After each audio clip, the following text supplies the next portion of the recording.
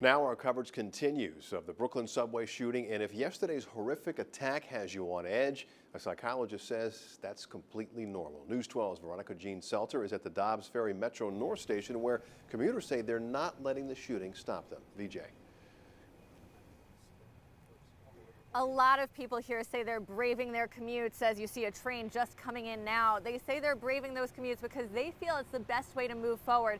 But several of them also say they understand why they feel like something's seriously wrong right now.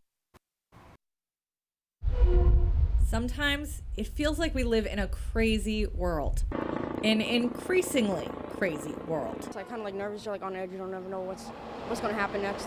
Madison Heitner was heading to her internship in Brooklyn Tuesday when luckily she stopped to get coffee. If I didn't stop, I probably would have been like on that same train. She's back on the trains now, but at first she was nervous. Of course, this has a significant impact. Psychologist Dr. Alexandra Stratyner says it's okay if the subway shooting is worrying you. It could affect sleep, anxiety, depression. All of these things are well within what might be expected for folks. But she says well before Tuesday, over the past few weeks, people have been feeling more on edge. Between the war in Ukraine, returning to life post-pandemic, this just feels like another place where we aren't safe. It seems strange why somebody would do such a thing. MTA stats show right now more than 3 million people safely take the subway a day. The risk is low. But Stratyner says psychologically, when you see something happen, even on TV, you're more likely to think it could happen to you. So she says when fear tells you to isolate, check the facts and ask yourself what's right. The best thing that we can do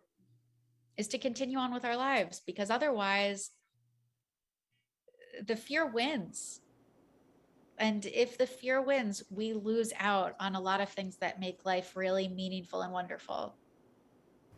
So VJ, how can we cope?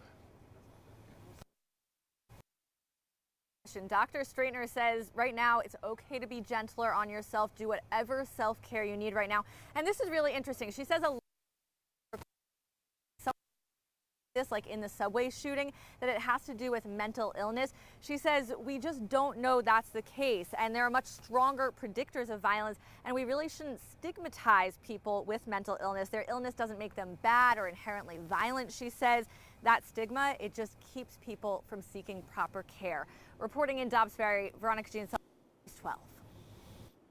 Meanwhile, Mayor Eric Adams